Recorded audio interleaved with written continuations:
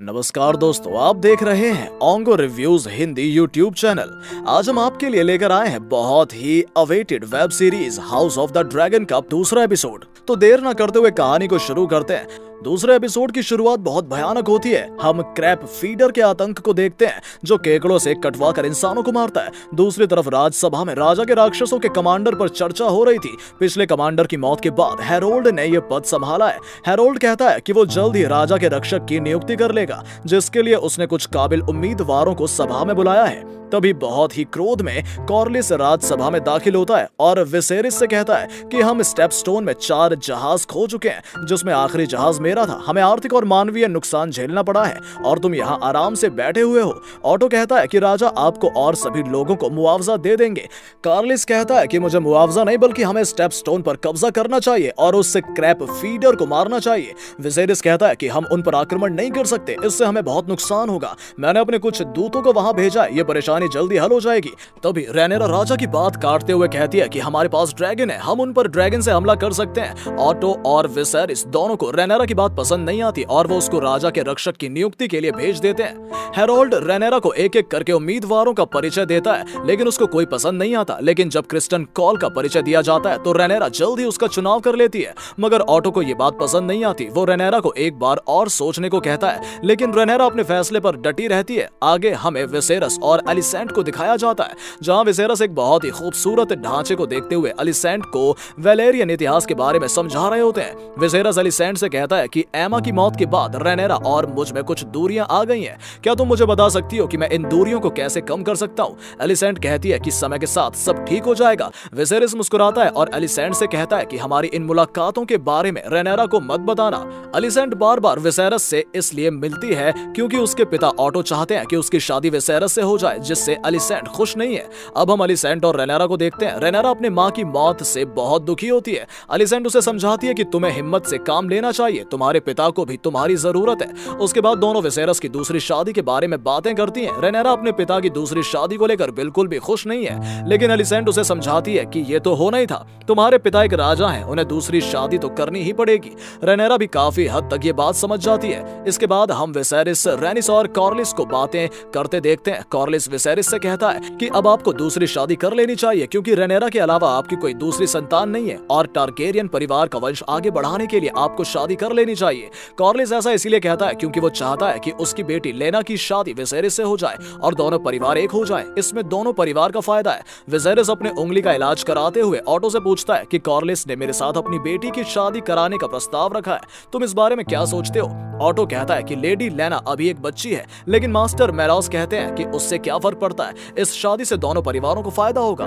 King Viserys और lady लेना में मुलाकात कराई जाती है, जिसे दूर खड़ी रैनिस और रैनेरा देख रही होती है। रैनिस रैनेरा से पूछती है कि क्या तुमको तुम्हारे पिता का दूसरा शादी करना पसंद नहीं है? वो जवाब में कहती है कि उसके पिता राजा हैं, दूसरी शादी करना उनका कर्तव्य है। लेकिन रैनिस कहती है हमेशा से ही राजा के उत्तराधिकारी के रूप में एक पुरुष को चुना जाता है, इसीलिए सब किंग विसेरिस की शादी कराना चाहते हैं। रैनेरा कहती है कि उसके रानी बनने से ये प्रथा बदल जाएगी। सबने मेरे सामने घुटने टेके हैं और मेरी वफादारी की कसम खाई है। रैनिस कहती है कि आज नहीं तो कल राजा तो कोई आदमी ही बनेगा और तुम्हारे पिता ये बात बहुत अच्छे से जानते हैं। फिर हमें विसेरिस और एलिसेंट को दिखाया जाता है, जहां विसेरिस उसे बताता है कि राज्य के लोगों को एक नई रानी चाहिए।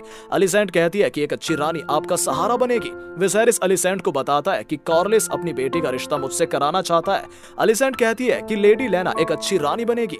एलिसेंट विसेरिस को एक तोहफा देती है। तभी ऑटो राजा से मिलने आता है और कहता है कि उन्होंने एक आपातकालीन सभा का आयोजन किया है। सभा में बताया जाता है कि डेमन ने ड्रैगन का अंडा चुरा लिया जो रैनेरा ने अपने छोटे भाई के लिए चुना था। सभा में डेमन के द्वारा भेजा गया पत्र पढ़ा जाता है, जिसमें लिखा है कि उसने ड्रैगन स्टोन पर कब्जा कर लिया है और खुद को वहां का राजकुमार घोषित कर दिया है। वो मिसारिया के साथ दूसरी शादी करने जा रहा है, जिससे उसे लेडी मिसारिया की उपाधि मिलेगी। ये ड्रैगन का अंडा उसके बच्चे के लिए है। वो किंग विसेरिस को अपनी शादी का निमंत्रण देता है।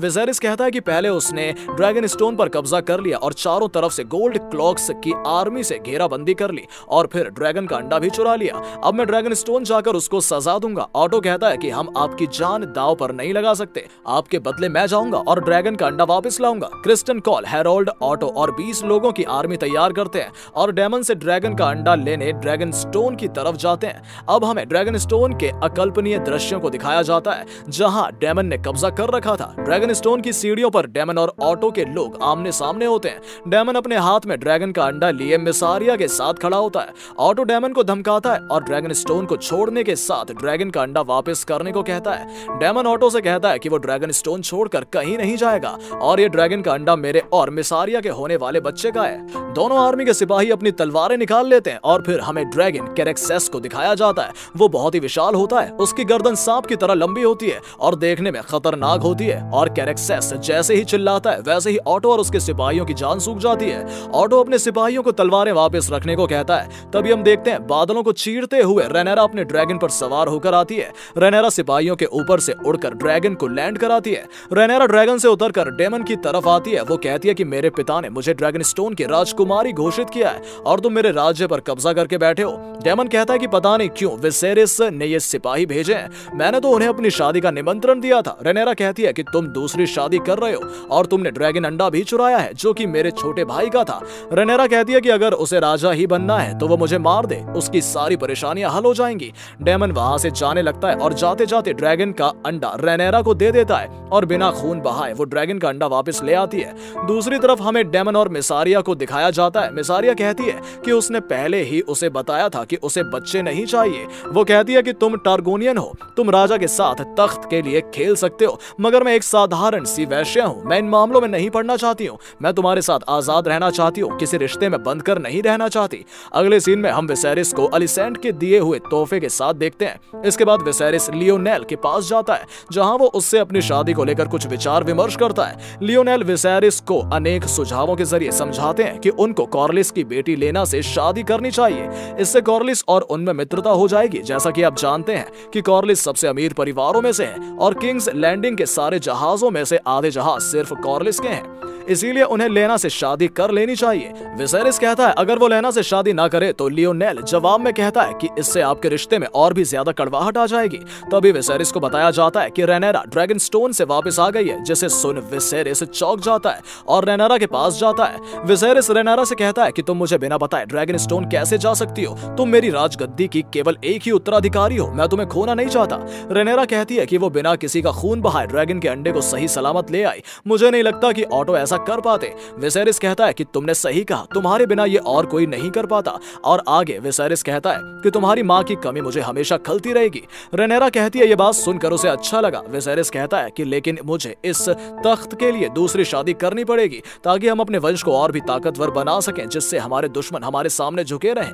रेनेरा अपने पिता का साथ देते हुए कहती है कि आपको दूसरी शादी कर लेनी चाहिए। अगली राजसभा होती है और सबके सामने किंग विसेरिस कहता है कि वो अलिसेंट से शादी करेगा, जिसे सुन कार्लिस को बहुत गुस्सा आता है और वो राजसभा छोड़कर चला जाता है। उसके साथ साथ रेनेरा को भी बहुत बड़ा सदमा लगता है और वो अलिसेंट को देखती है, लेकिन अलिसेंट अपनी नजरें चुराती है। रेनेरा भी राजसभा छोड़कर चली जाती है। यहाँ पर सबसे ज्यादा खुश ऑटो हाई टावर होता है। आखिरी सीन में हमें डेमन और कॉर्लिस को एक साथ दिखाया जाता है। कॉर्लिस डेमन से कहता है कि तुम्हारी और मेरी हालत एक जैसी है। कॉर्लिस डेमन को बताता है कि स्टेपस्टोन में हो रही मुसीबत को तो तुम जानते ही हो, वहाँ क्रैप फीडर लोगों को मार रहा है, मैं अपने लोगों को मरने नहीं देना चाहता। कॉर्लिस डेमन को बताता है कि उसके पास एक अच्छा मौका है अपना सम्मान वापस पाने का। अगर हम क्रैप फीडर को खत्म कर दें तो अपनी योग्यता सिद्ध कर सकते हैं। यहाँ पर यह एपिसोड खत्म होता है। उम्मीद करते हैं आपको यह एपिसोड पसंद आया होगा। मिलते हैं अगले एपिसोड में, तब तक के लिए धन्यवाद।